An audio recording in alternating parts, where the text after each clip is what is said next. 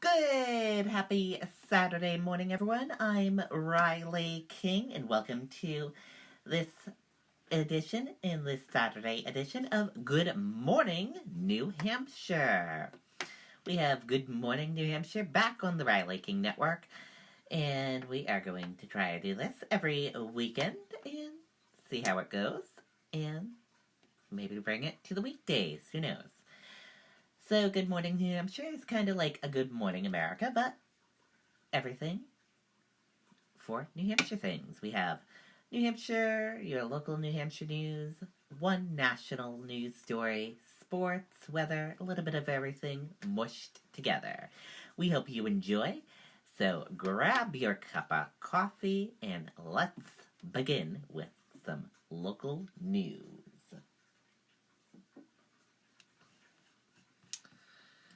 First up, one person dead after crash in Randolph. Let's take a look at this video.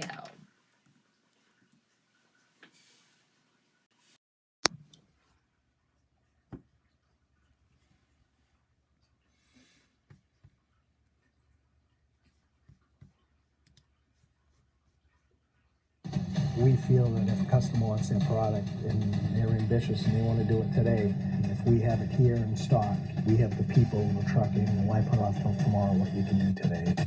Visit us at powellstone.com. We had some breaking news this morning, and one person is dead after a crash on Route 2 in Randolph near Duran Road. According to state police, it happened just before 3 a.m. involving a tractor-trailer and a car. The driver in the tractor-trailer was not injured. Officials expect the road to be closed for most of the morning.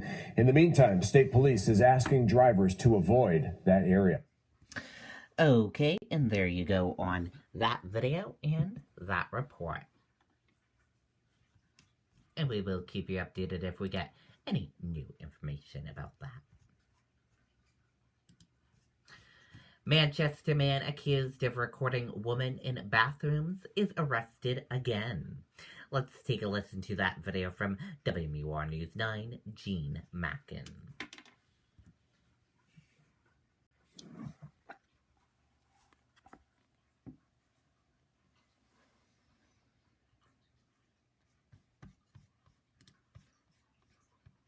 Strict attention to detail. That's what sets Kubota construction equipment apart.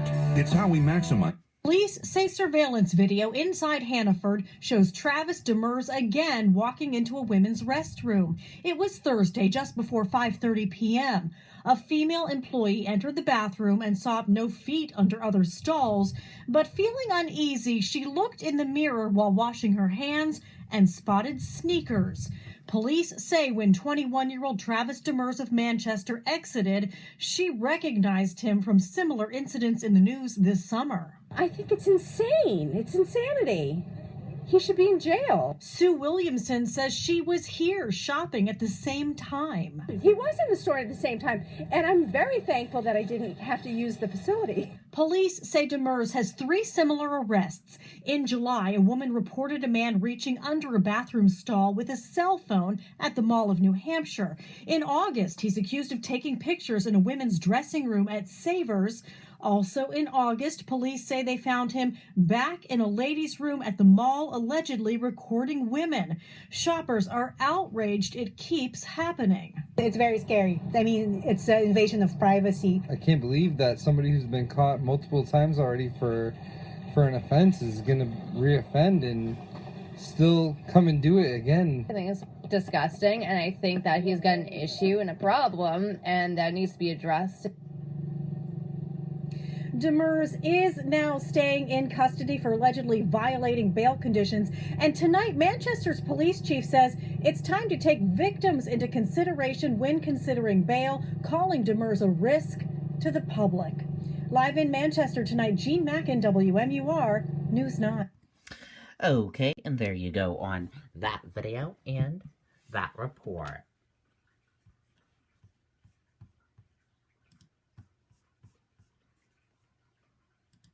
2019 Congressional Law Enforcement Awards honor bravery, professionalism of New Hampshire officers. Let's take a listen to that video from WMUR News 9, Siobhan Lopez.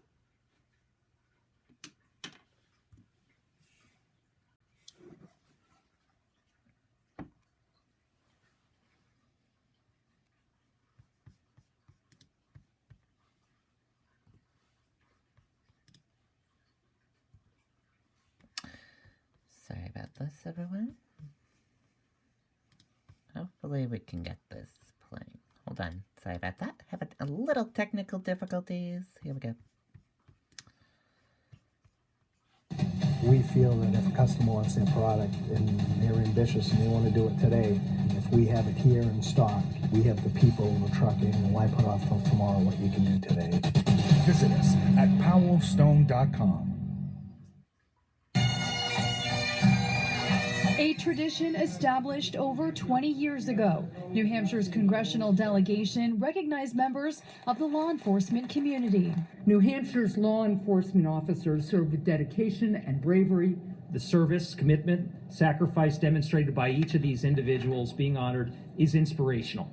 You were the ones working to save lives and protect our families. Some honored for going above and beyond the call of duty, like a Nashua police officer who put himself in harm's way with an armed subject, members of the Rochester Police Department and state police who pursued a suspect who ultimately fired shots at them, and members of the Manchester Police Department who worked tirelessly for days to apprehend a dangerous murder suspect accused of shooting and killing a man in broad daylight.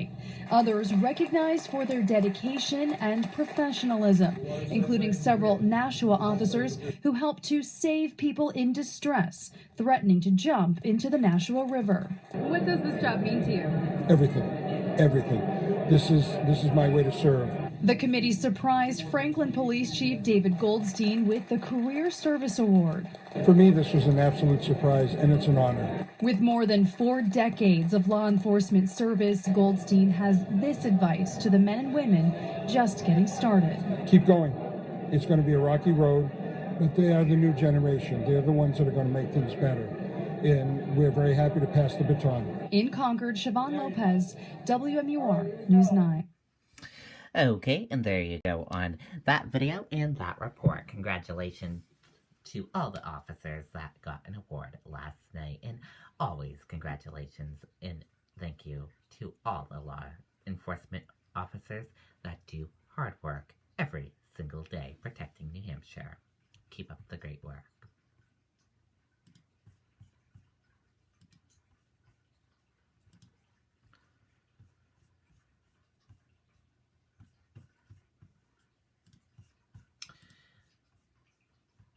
Epping, sorry about that, hold on, here we go. Epping father returns overseas after deployment to surprise his children. Let's take a look at this video from WMUR News 9, Kristen Carosa.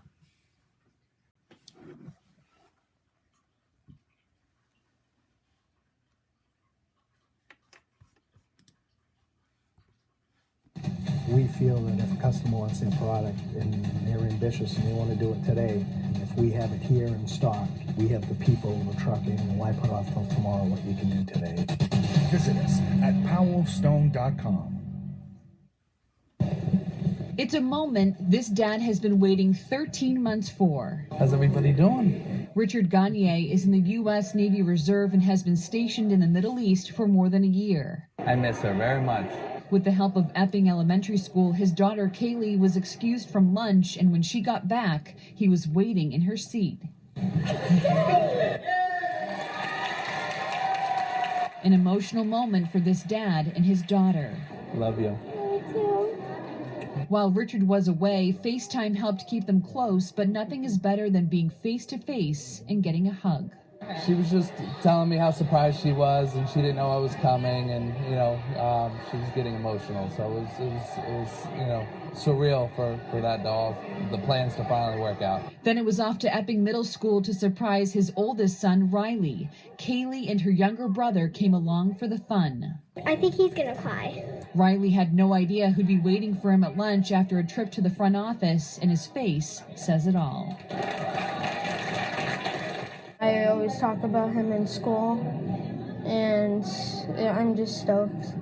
It's so cool to finally see him. It's honestly, it's beyond words. 13 months is an eternity to be away from your 3 kids. So This is a very special day for me. In Epping, Kristen Carosa, WMUR News 9. Okay, and there you go on that video. Awesome story there.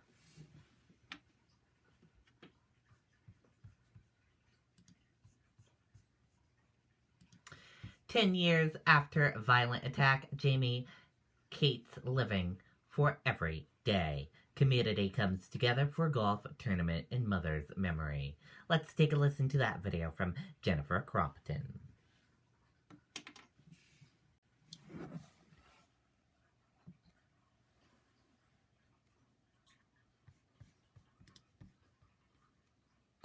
We feel that if a customer wants their product and they're ambitious and they want to do it today, if we have it here in stock, we have the people, the trucking, and why put off till tomorrow what you can do today? Visit us at powellstone.com. I am studying public health. We are on the home stretch, just about to graduate. I have an internship left. Yeah, we're playing field hockey at UNCW. That's fun. I just started that up again. Yeah, just living every day like it's the last, right? 21-year-old Jamie Cates is an independent, open-hearted college senior, sharing pictures of her dog Brighton, laughing with friends. An amazing young woman who, at the age of 11, was left for dead. Her mother, Kimberly, murdered. The two attacked with knives and a machete in their Mount Vernon home. The lesson I learned from this 11-year-old girl who'd gone through a terrible thing was it can either hold you back or it can drive you forward. 10 years to the day, the tight-knit community at Amherst Country Club, the 9th annual Kimberly Cates Memorial Golf Tournament, celebrating Kim's legacy, a woman whose happiness and enthusiasm live on in her daughter. We've lost her, but we still have her. Yeah, a lot of the same characteristics. That spirit of compassion and caring that was Kimberly is what has really manifested itself in this scholarship effort.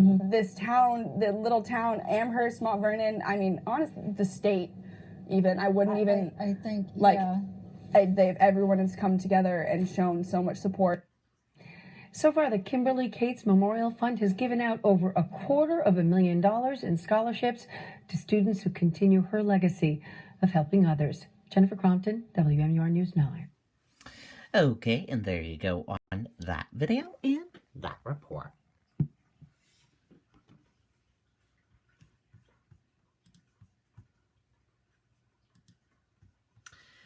And now let's go over and switch gears into some national news. Trump continues to slam the House impeachment inquiry. Let's take a listen to that video from ABC News.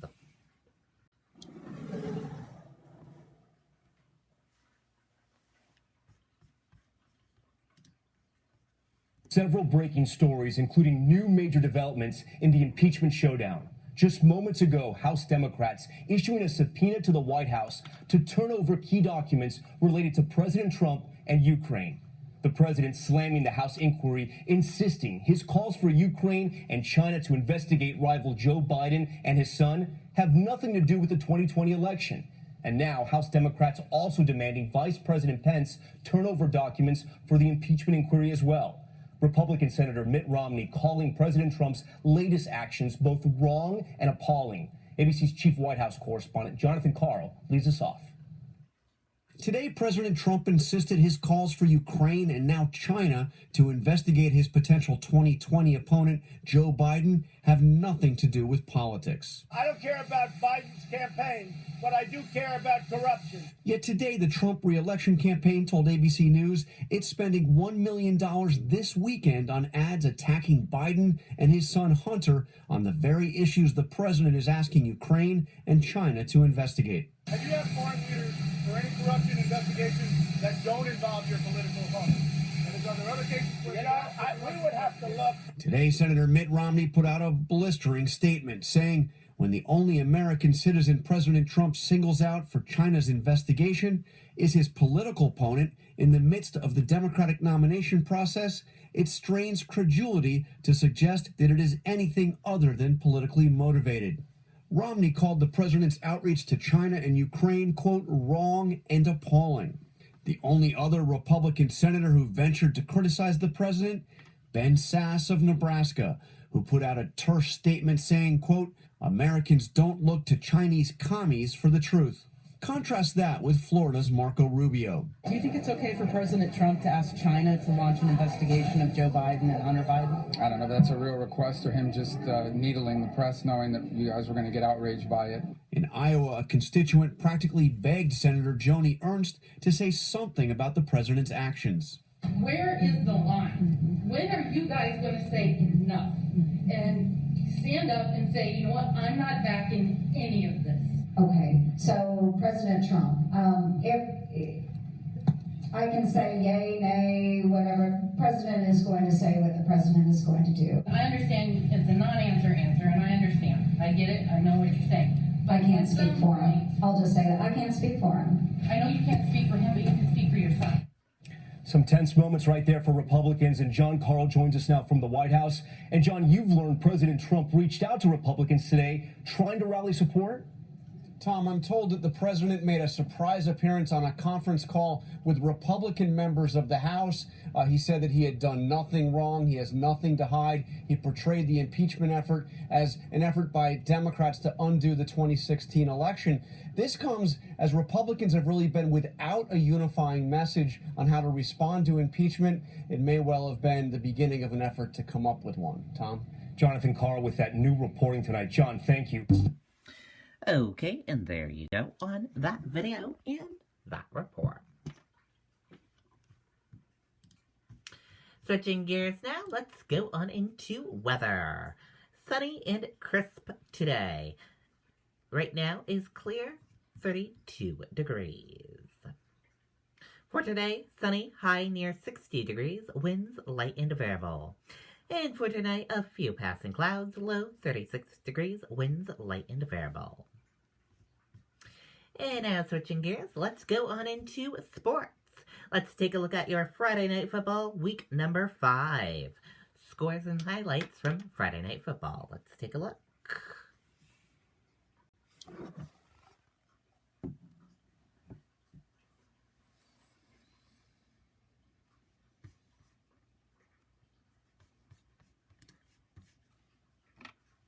We're here today to tell you good folks about Cozy Cabin Rustics Furniture and Mattress Bargain Barn. We carry all types of furniture, including American-made Adirondack and real logs, hardwoods, and reclaimed barn boards to build our quality furniture. Now at 3 convenient locations. Yep.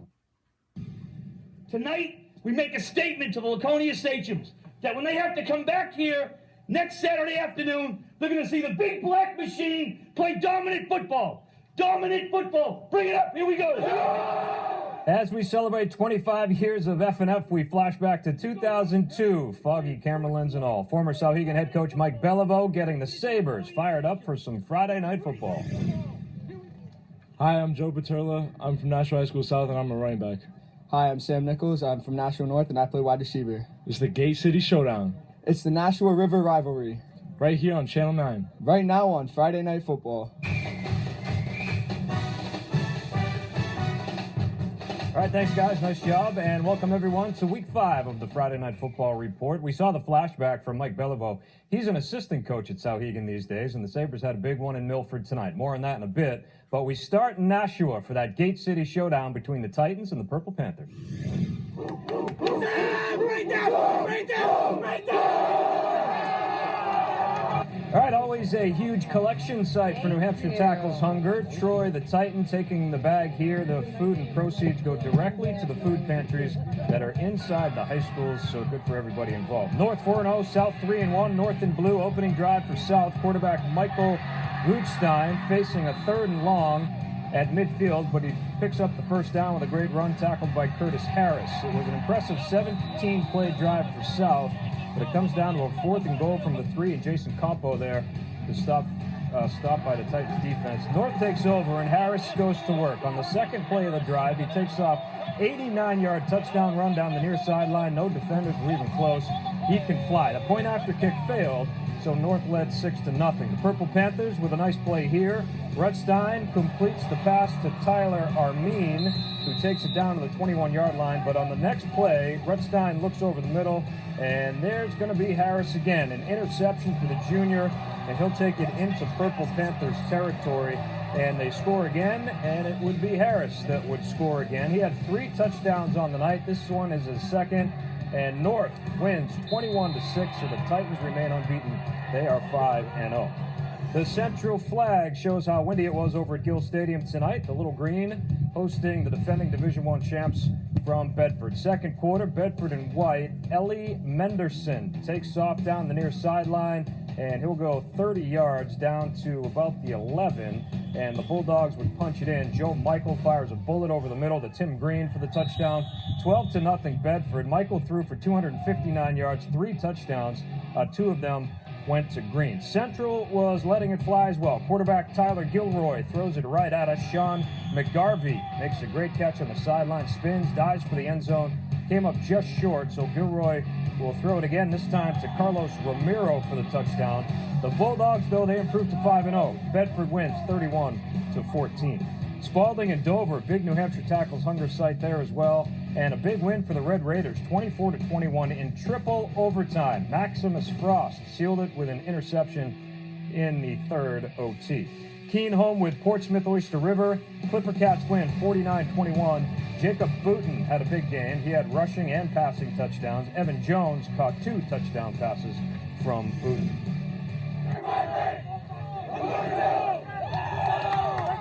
All right, Memorial was hosting its New Hampshire Tackles Hunger game tonight, hosting a very good Goffstown Grizzlies team as well. Picked this one up in the first quarter. Memorial quarterback Jeffrey Josephic's going to scramble to his right. He'll tuck and run, coming right at you for a good gain for a first down for the Crusaders.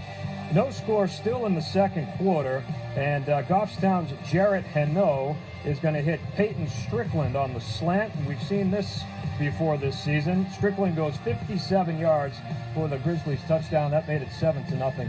Late in the first half, Hinault's going to throw a slant to the other side this time. This time it's to Caden Perry, and he's going to take it untouched 77 yards for another Goffstown touchdown. Grizzlies win 35-7 on the road.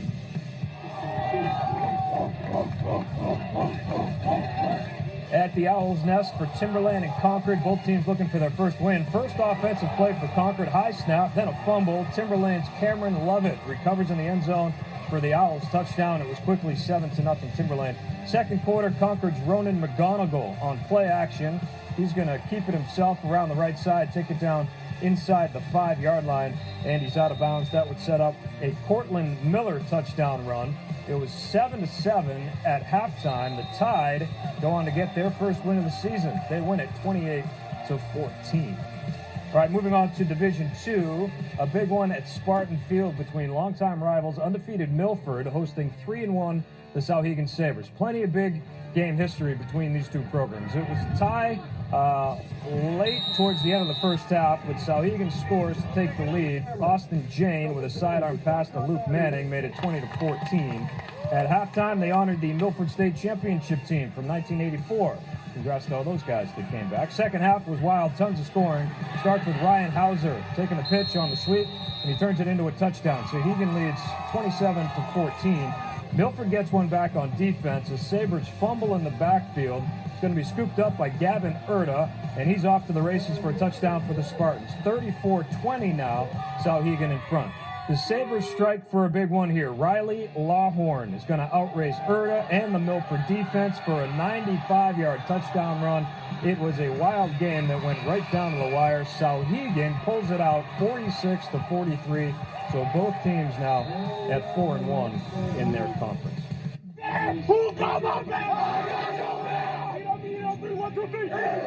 All right, Merrimack Valley home with Hanover. The Pride in blue. They swarm on defense here. Take it out. Hanover running back Caleb Morse.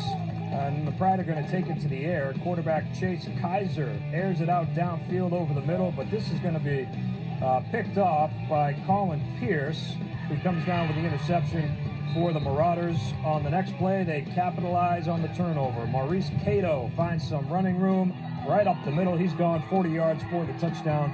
Hanover led 7-0 at halftime, but Merrimack Valley scored 28 unanswered in the second half, and the Pride get the win, 28-7.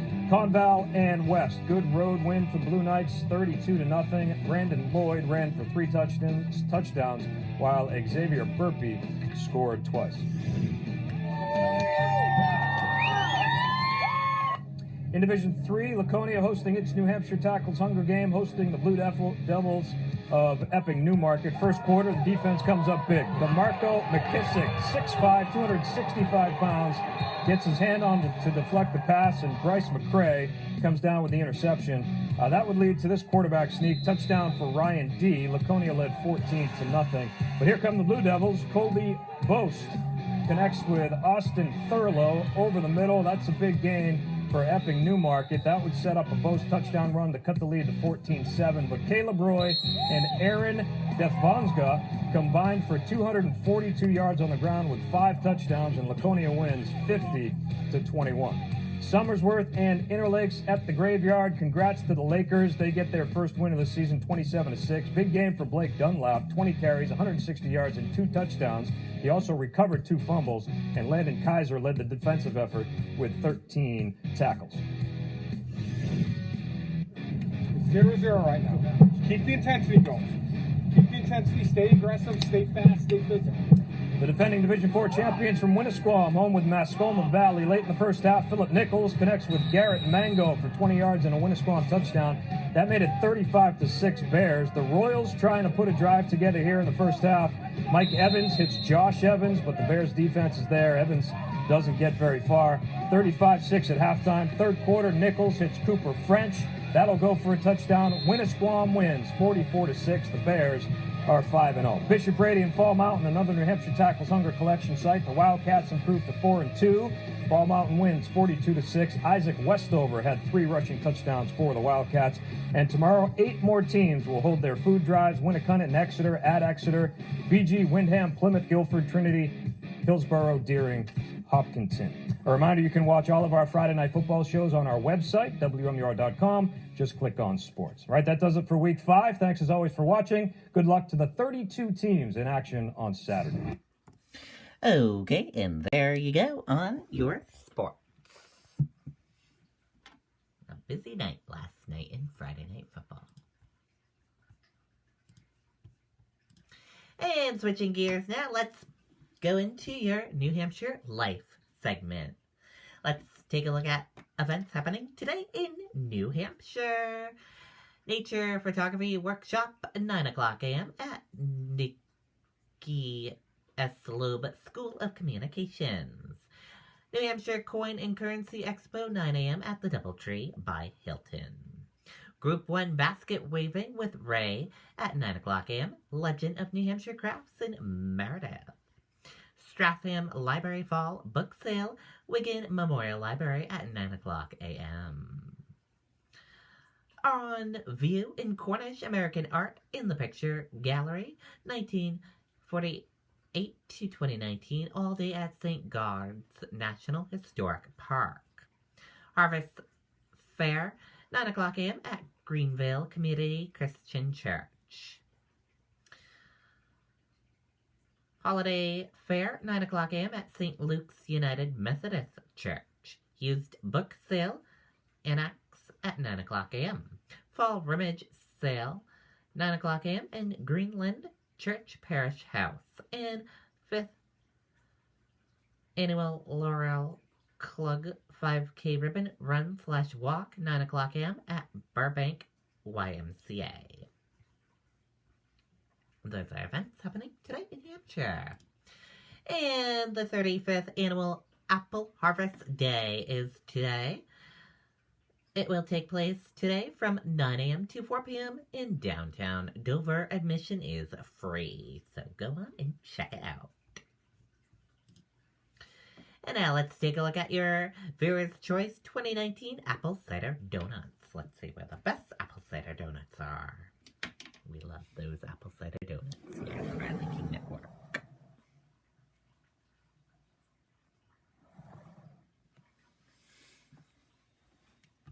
Here we go.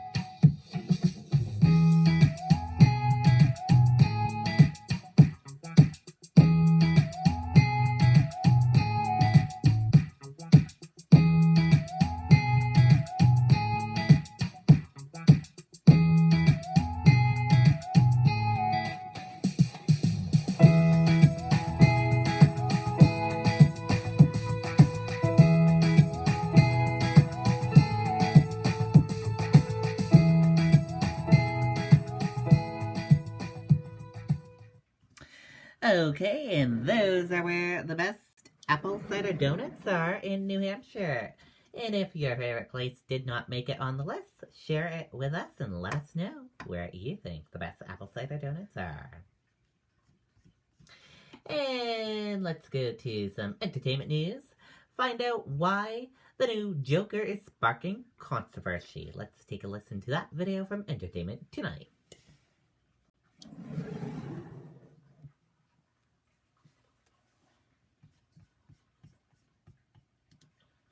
Looking like it's going to be a strong opening weekend for Joaquin Phoenix's Joker. But the film's violent nature is also sparking major security concerns nationwide. Is it just me, or is it getting crazier out there? The film has Phoenix playing a failed comedian who goes on a killing spree. And now, after online threats were posted on social media, the FBI is urging local law enforcement to be on alert. Expect beefed up security at theaters, many of which are banning costumes. What's so funny? I thought that it was going to be challenging for me as an actor. I thought it was going to be challenging for the audience. Playing the creepy clown is something that Joaquin actually embraced from the beginning, starting with losing 52 pounds. It was something that I've done before, and I swore when I did it before that I'd never do it again. But it seemed like it was really important for the character, and I think it ended up affecting me in ways that I hadn't anticipated, and certainly it affects your emotional and mental state. As for that laugh, we've heard that from every Joker on screen.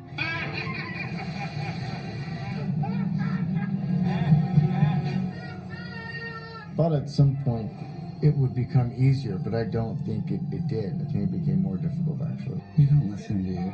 Are you having any negative thoughts? All I have are negative thoughts. You feel like you would want to play Joker again?